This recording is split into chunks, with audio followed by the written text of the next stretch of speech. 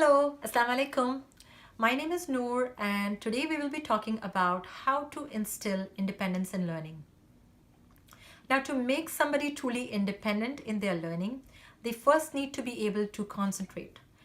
Concentration is basically an ability to focus on something for long periods of time. Now, this is something that grows in us and it starts from the very start.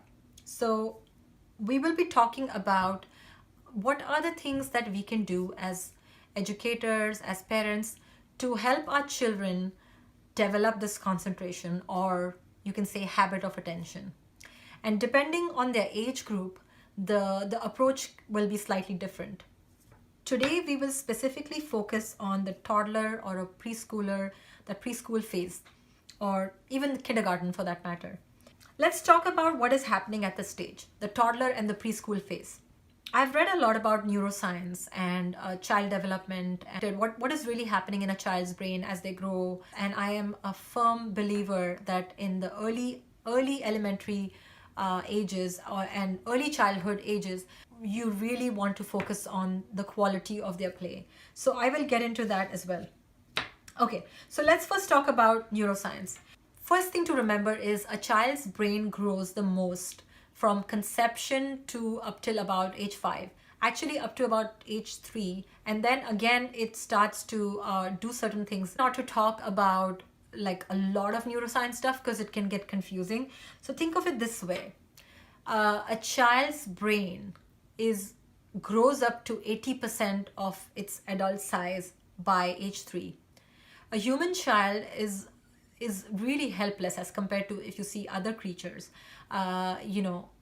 when they're born, and they really depend on the nurturing, and their brain specifically grows a lot after birth. A child comes into this world with genes, and they almost have the same number of neurons when they're born as against later on. But what is different is these neurons don't have the connections yet.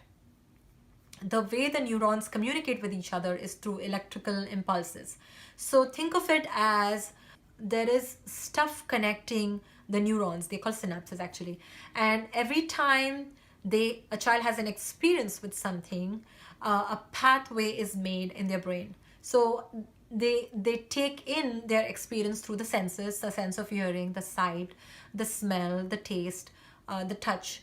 And then it's processed by the brain. And when it is processed by the brain, a neural pathway is made. And the more that process is repeated, the same experience is repeated, the stronger that pathway becomes. And these synapses or connectors, if I can simplify and say it in that way, are maximum at around age 3. And then after that, the unused synapses or the weak ones start to get pruned, and basically they waste away. So the brain basically takes in its experiences in a deeper way when they are at that age, and because they need to decide, they have it's part of the design, it's part of that connection that has to happen. And wherever the connections are not made, let's say a child did not have a rich environment, they didn't have rich experiences, so those connections won't be formed. And a simple example would be like, it's often found that the children who have a speech delay, they have a hearing impairment. So it's just because they didn't get that sensory input to develop that intelligence to be able to speak well. So that's just one simple example of how important it is for a child to take in through their senses. Also, if you notice a young child, when they are handling something, when they are, let's say, playing with a block, or they just come into your kitchen, a toddler or little child, and you see that they don't just see things and just ignore them. They will hold it in their hand, they will feel it, they will squeeze it, they will experience it, they will probably lick it or taste it, they'll smell it, they'll probably throw it on the ground and hear what sound it makes.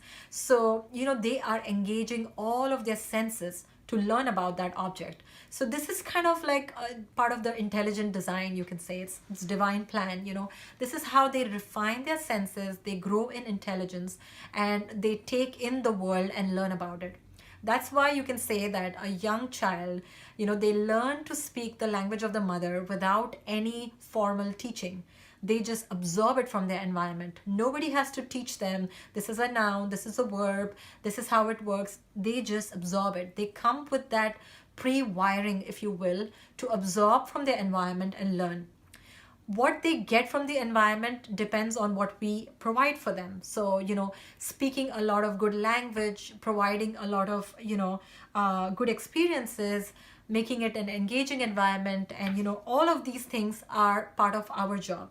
You would also notice that, you know, children tend to repeat an activity or something that they're doing. So if they get involved in, you know, if a child is able to crawl and get into, you know, open a tap and, you know, start playing with the water, they can spend hours doing that, right? They keep repeating that, and they just keep finding their way to that same spot and repeat that. If they start, you know, transferring something, they get interested in, you know, spooning something, then they keep repeating that. They keep repeating that. You know, again, it goes back to the same concept of, you know, from what I explained from the neuroscience point of view. So basically, their experiences builds a rich network of pathways in their brain, which forms their intelligence, basically. And a lot of it also depends on their genes, but there is also a dependency on their environment. So how do we use this observation or this fact about children at this age?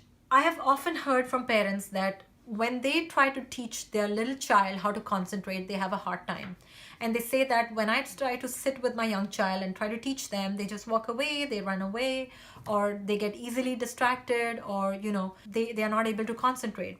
At that age, you know, making them sit down and do something specific that is directed by you, it's not going to help them develop concentration or learn well. That is the wrong approach for that age, I would say. At that age, you want to approach all of their learning through play. They learn best through play. And a child at that age, for them, work is play and play is work.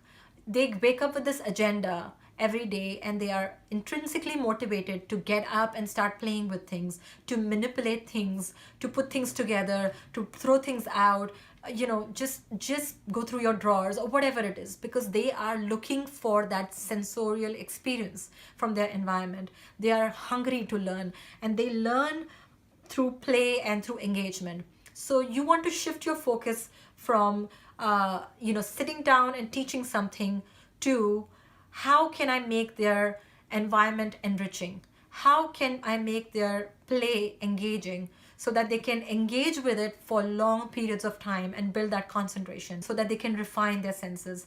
How can I make it more open-ended so that they can own it? You know, because they don't, at that age, they do not want you to be directing things.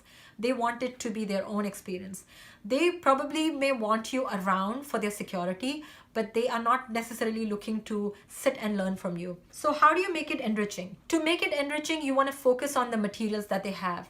What is the quality of the things around them? Is it a stimulating, overly stimulating, blaring, sound-making, noisy toy, or is it something that is natural, beautiful, and, you know, something that can be easily molded or manipulated? I'll give you an example. Like PlayDoh is a much better toy or a much better activity for a child as compared to a mobile phone replica with all those buttons. The child will get attracted to the ones with the buttons and the sounds because they want to take that sound input.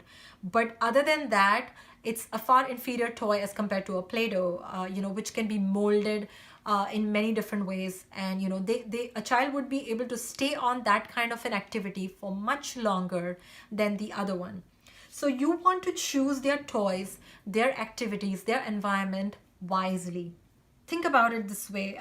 You want to make them sit and do activities for long periods of time. You want to engage their different senses. So when you go and pick toys or activities for them, focus on which kind of senses is this toy or activity going to engage my child's mind? Is this open-ended enough for my child to mold this play in different ways? So with Play-Doh, you can make a doll, you can make a cat, you can make something flat, you can cut it in different pieces, or you can, you can do so many things with it, as an example. Also, you want to minimize your interruptions. So we as parents get very enthusiastic, especially with our firstborns, and we want to be involved. We want to sit down and play with them and teach them everything, and teach them how to read letters and sounds and this and that. But honestly speaking, at this age, it's best for them to have uninterrupted long periods of time engaging with their environment. So if they need you, be there, but don't interrupt when they are already engaged with something.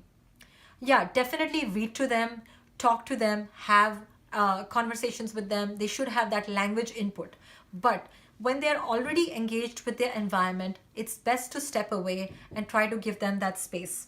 When the children are playing, they do something called as self-talk, or they are, it's very soothing for them. It really helps them develop something called as the executive function, which is actually self-regulation and things like that. So you don't want to interrupt their play when they are actually engaged. Now, some of my favorite educators like Charlotte Mason, Maria Montessori, they all emphasize on not interrupting, or like basically not talking too much with the children. Charlotte Mason says that, when you go on nature walks, don't try to make it like a show and tell exercise where you're showing constantly this is this and this is that, and things like that. Try to have moments where you're quiet and you're letting your child's mind do the exercise. Charlotte Mason mentions this in her first volume of her 6-volume series. And allow them to have time, exercise their mind and process the things, and not crowd their mind with your constant chatter. Maria Montessori says that when you are demonstrating an activity, limit your words. In fact, speak less, or if possible, do not speak at all, and demonstrate your activity slowly with your actions, with clarity, and to not try to add too many words while presenting it. So basically, they're all talking about shifting the energy from you as the instructor to the learner or your child. Also, you can use the outdoors to your advantage.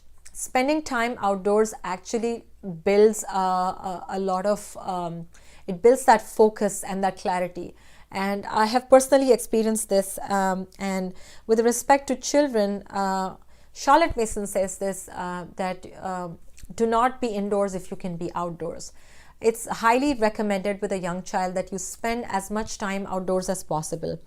That uninhibited, free play that happens outside, the running around, the risky play, the tumble and fall, and, just being able to scream and be really free, that can happen only outside, is something that is very, very valuable to a developing child. And using open-ended toys, this is a huge topic in itself. I will be doing a separate video where I will extensively talk about open-ended toys and open-ended play. At the end of this video, I will be giving some examples of the things that you can do in your house, and most of them fall under the open-ended play category. Doing some self-correcting activities. Actually, in a Montessori preschool, this concept is called as the control of error. This is again going to be a separate video because it is a lot to cover. I do want to leave you with some practical ideas, practical activities you can start doing with your child. The things that I'm going to mention right now are very easy to put together. They're very simple. They don't require a lot of investment in terms of money, and they have a universal appeal. You can't really go wrong with these activities. There's nothing complicated about them. They are something that you can immediately start applying from today itself, and you can start having more of this intentional play where the child is able to use their tendency, which comes with this age, which is to have sensorial experience, repeat an activity, and have that open-endedness to their play wherein they can bring in their imagination. So all of these things will be satisfied through the examples that So what are some of these activities? The number one is sandbox. Sandbox is just any kind of box that you can put inside your house or outside your house, on your patio or your balcony or even your front yard. It's just a box in which you can dump some sand in. Now, if you don't have a sandbox in your house or you don't want to invest in one, local parks usually have like a sand pit. Sand play is just amazing because of the possibilities that it creates for the child.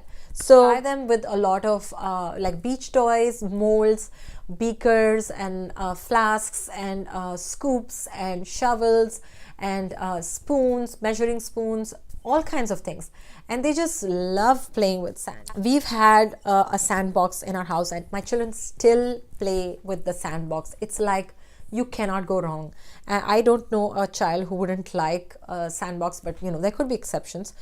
At one time, I had like 3 sandboxes in my house, like 2 outside and 1 inside the house because we lived, up north, and in winter we needed something inside the house too. So it was a small sandbox, and you can set the rules around it that you have to put a blanket and a plastic cover and then put your sandbox so that they don't make a huge mess. To change things up, you can spray some water on your sand and make it slightly wet, and that's slightly different sensorial experience. Another thing that really works is water play. Having a water table or even using your bathtub for that matter for water play is great. Again, it's something that kids love to play with. You can supply them with lots of bath toys, nesting cups. In fact, even to this day, when I mention take a shower, my children ask me whether it's fun shower or regular shower, because fun shower means they get to play for a good half hour in the bathtub and then they take a shower. So they just have such strong memories of this kind of play. Okay, another idea is to make sensory bins. Simple sensory bins with rice, lentils, seed, anything. You can change different materials and put a sensory bin together. Now, I know on the internet you may have seen sensory bins as this themed bin where everything ties into a theme, and let's say a space theme, so then everything will be blue and there will be blue rice and then there'll be astronauts and then there'll be something, like people put together these fancy bins. And I will tell you from my own personal experience, I have put these type of things together, and the amount of effort that goes into making that type of a bin does not really justify the educational value that you get from it. So I wouldn't bother doing something like tying everything together and making a themed sensory bin. All you need for a sensory bin is just a big plastic container, like something like a Sterilite or like any kind of container, a big container, and you need different kinds of sensory materials. So I used to keep these old orange bottles. I would upcycle them and fill them up with different kind of lentils, rice, grains, cornmeal, like different things in each of them, and keep this empty Sterilite bin with a nice lid which can be opened easily by a child basically, and a separate basket where I would put all the scoops and all the things that they can manipulate with while playing with the sensory bin. And I would just let them make their own sensory bin, and then they would just put things in based on their imagination. And even to add animals and stuff, I used to have these mini like places where I would keep all these pretend things, and they would pick what they want to add to their bin. I did not zero it down to a very specific theme. This is actually far more of more educational value because it's open-ended and they have to bring their imagination to decide what they are playing with and who the characters are going to be and what the setup is going to be. So it makes them think more. You're not doing the thinking on their part.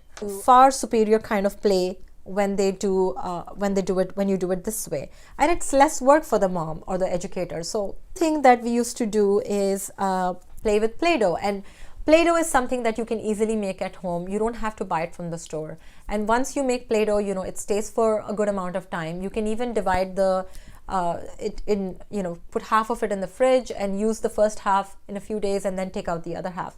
You can even add food coloring to give it different colors, and that itself can be an activity. You can put out some of the food coloring and the kids can mix and match to create different colors. Another piece of advice is when they are really young, you don't want to expose them to a lot of screen time or anything, even if it's educational, using something very stimulating like a screen or a television, because it's going to displace the time that they would be otherwise spending on something in the real world, where they would be engaging more with more senses in their environment. So now everyday household items are amazing. You don't have to shop for setting up these activities. There's a lot of stuff that will be in your kitchen that you can use to put these activities together.